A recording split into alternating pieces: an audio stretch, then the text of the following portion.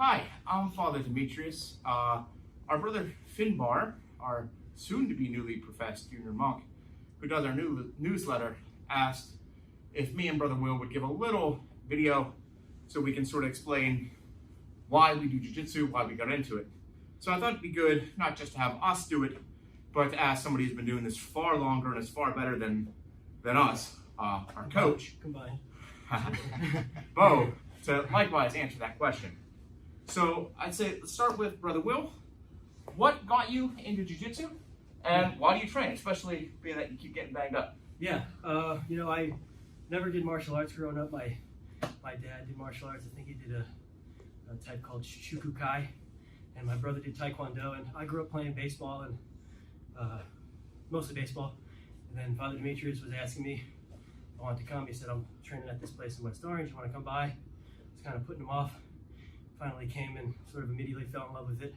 And I've said to Demetrius in this, I've never started a sport where I felt like I've been this bad at the beginning. And that's sort of part of it. And that also fits in with our Benedictine sort of ethos of humility. If you want to learn humility, come to a jiu-jitsu class. That's really what I get out of it. Yeah, for me, it's a very similar thing. As Bo can attest, when I started here, I was 270. And that was after having lost some weight. My heaviest, I was 320 just a couple of years back. Some people on campus, especially the teachers, I'm sure, will remember me being nice and rotund. So it's health reasons for me, but also not just physical, but mental health. One thing I love about jiu-jitsu is it forces me to clear my head. Because if I literally am not focused on the guy that's quite literally in front of me, wanting to hit a technique, wanting to choke me, wanting to catch me in a joint lock. If I don't focus solely on them, especially when I'm rolling with this guy,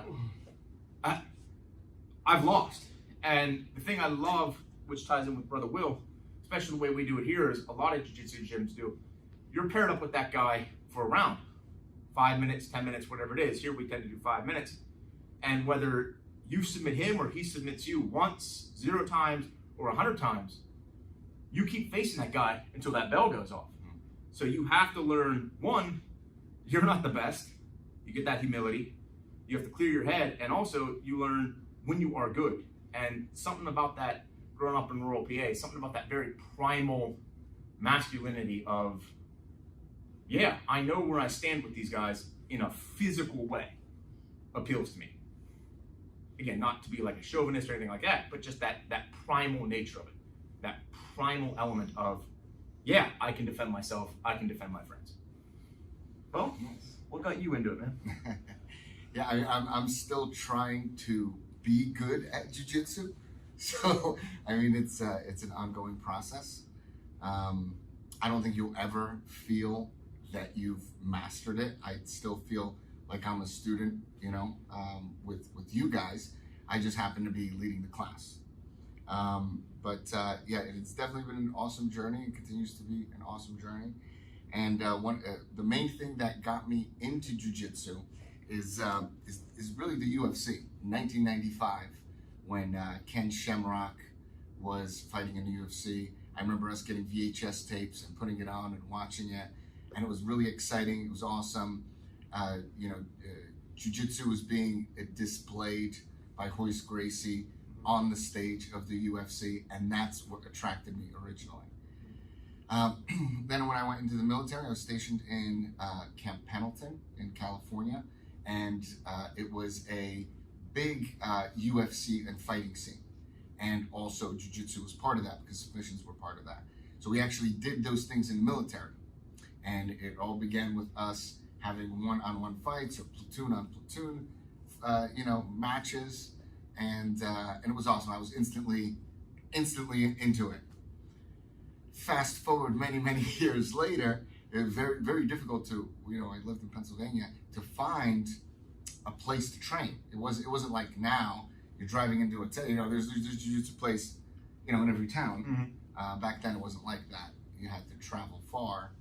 So, didn't have the means, but eventually jiu-jitsu gym was close enough, 45 minutes away, which was the closest gym, a close, good gym, that I started training in 2007.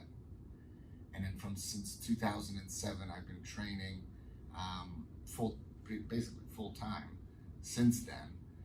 There's so many aspects of it. I also like the combat. Love the combat. I love the camaraderie. I really like that it does teach you humility. I mean, even for me, I'm a black belt. There's levels to everything. You know, I'm a black belt. You guys are here with me. You know, you guys are like, oh, you know, this guy's good. But when I go to pro practice and I train with those guys, and I'm like, wow, these guys are really good. Like, I need a lot of work. So it's good in that it allows you to kind of, you know, gain that humility, but also be able to look at yourself and be able to, you know, take a look at failure, most importantly, and really dissect it and see what you did wrong and learn to grow from failure. Okay, not just, you know, walk away from it or hide from it, or you know, just not have make up an excuse, or not even have the chance to fail. So you fail a lot, okay, and it's in something that someone wants to, they want to choke you, they want to break your arm, you know. Not that they would, but that's, you know, that's the intention. We have rules in place where, you know, we mitigate the you know, the risk, but that's what they're trying to do, and you're going to fail a lot. And you can't go home, you can't get upset at it. You have to dissect it, think about it, and solve the problem. You know, and the problem that you're solving is someone trying to attack you. You know, so it's a very fluid situation. It gets you to think, you know, creatively, and really you have to calm yourself to be able to deal with the problem at hand. And that is the biggest takeaway for me, is that it allows me to deal with problems here and work on that in a stressful situation, because someone's trying to choke you or break your arm, and be able to take that and apply it to life. And that is the most important. That is my most important thing that I get out of it, is be able to, you know, fail, and then get better through failure, because there's really no other way that you can get better at something except doing it, failing at it, fixing it, and moving on. And that's the process.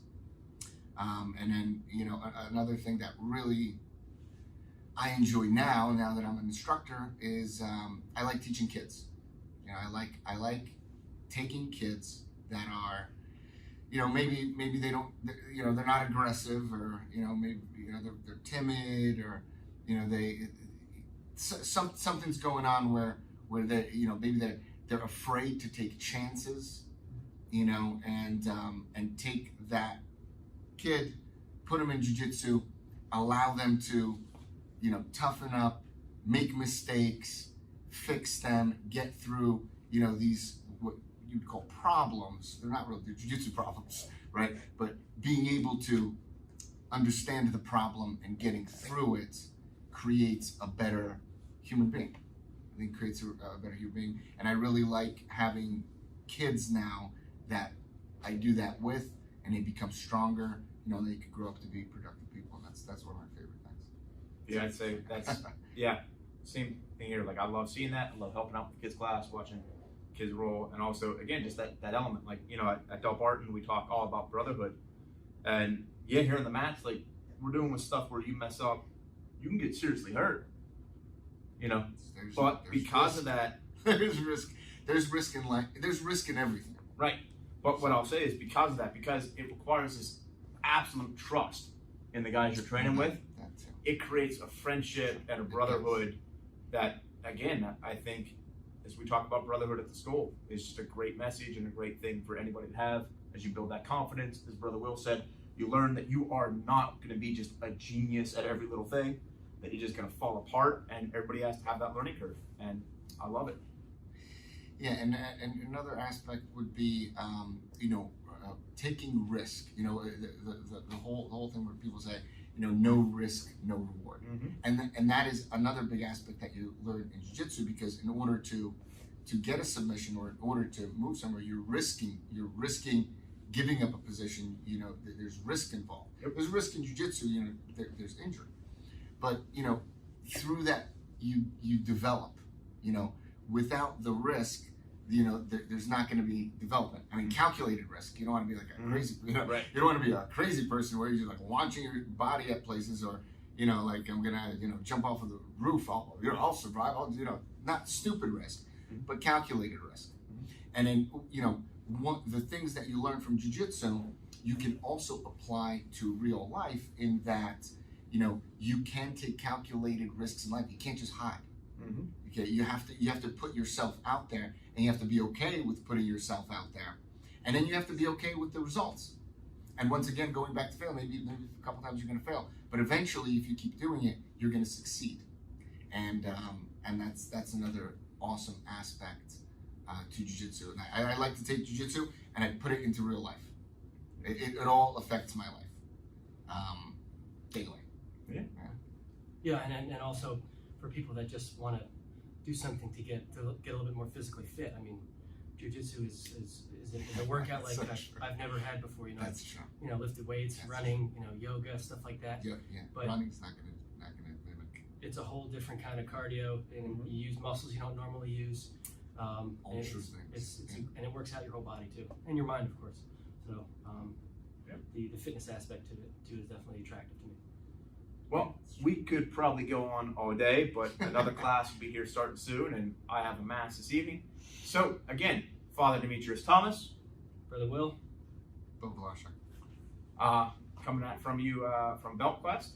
Again, just wanted to give this little talk about why we train and what we get out of it. God bless.